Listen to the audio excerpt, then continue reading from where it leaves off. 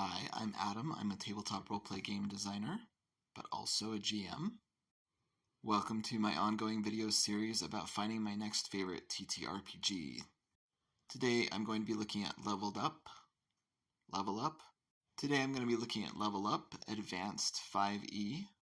The name already tells you a little bit. It's based on Dungeons & Dragons 5th edition, so everything rests on their core mechanics and rule set. And then it seems like they've added and expanded upon systems, revised some, and basically made a better game in my opinion. I'm going to be comparing what they did to my criteria, the things that I want out of a new tabletop role-playing game. And those are just my criteria. You might have different criteria. In fact, you probably do. And if you do, you might like this more or less than I do. First up, some of the language has changed.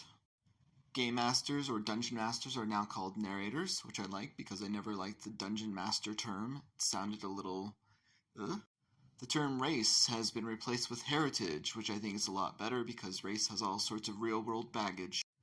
And on that topic, I really like that heritage has been separated from culture, so those are two different things that you pick. Heritage first, those are your biological traits that you get just because your biological parents are who they were. And your culture is the place, people, where you were raised and how you were raised. I really like that, but I'm going to put a pin in that because I have more to say about it in a minute. Terms like monk have now been replaced with adept, and their key features are now replaced with the word exertion. Character building has been overhauled, so for example, in addition to a heritage and culture, you also choose a gift, which I guess is linked to heritage, but they are different options you can choose when you take a heritage.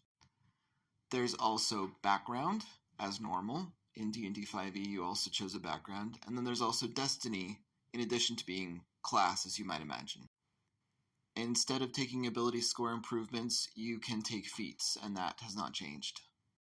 All of that seems pretty good, unless you take it all together, and I think about asking a new player to pick 6 different things right off the bat without them having fully understood the game, and I think that's a big ask. So Level Up preserves some of the things I didn't like about D&D 5e, including spell slots and spells, like vast lists of spells. You roll initiative the same way. Your attack rolls and damage are separate. Your ability scores and modifiers are separate. So they haven't really done any of the mechanical cleanup that I wanted. I do appreciate all of the extra things that they've included. The exploration pillar seems much more robust. They've toned down a lot on the bioessentialism, but some of it still remains. For example, if you look at their goblins are monsters. They're in the monster section.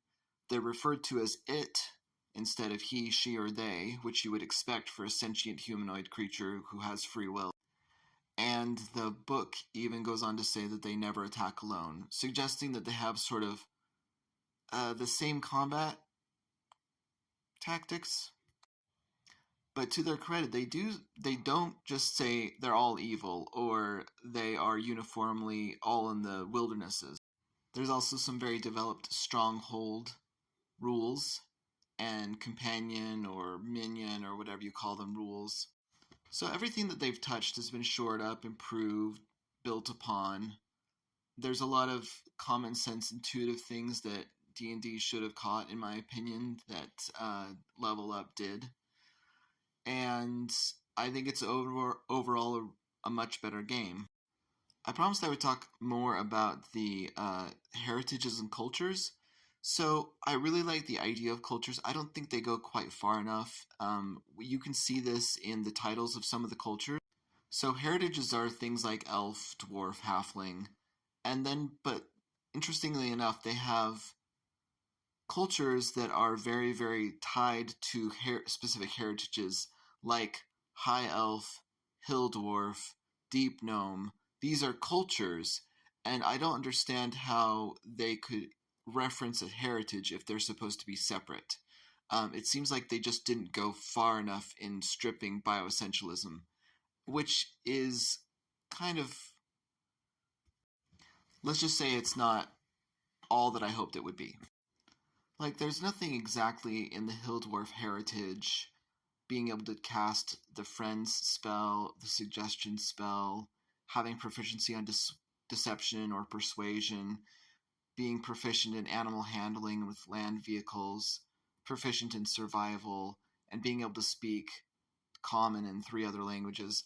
Like, that didn't have to be called the Hill Dwarf culture, because it could have been any culture that has those characteristics.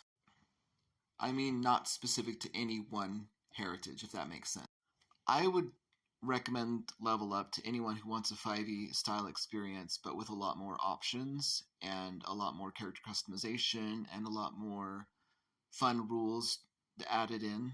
I wouldn't recommend Level Up to someone like me who is hoping for something mechanically less complex and more streamlined and simplified than D&D 5th edition, even though I can see that individual elements have been simplified and streamlined, which really is a testament to the fact that they've done a good job here. But taken as a whole, this isn't appreciably easier to understand, to pick up, to play, to resolve disputes and things like that than D&D 5th edition is, just because there's so much more. I was very interested in the exploration pillar.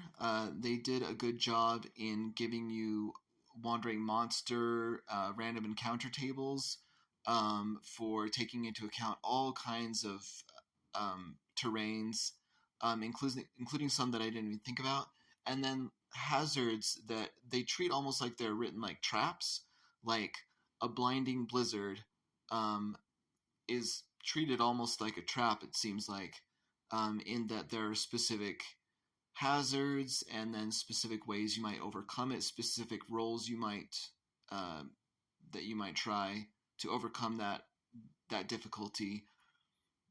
But I don't know. I think something's missing. It doesn't feel as robust as combat, which maybe that's impossible. Maybe combat is just always going to be the most fun and the most engaging pillar for most people, and to do anything else would make it a completely different game.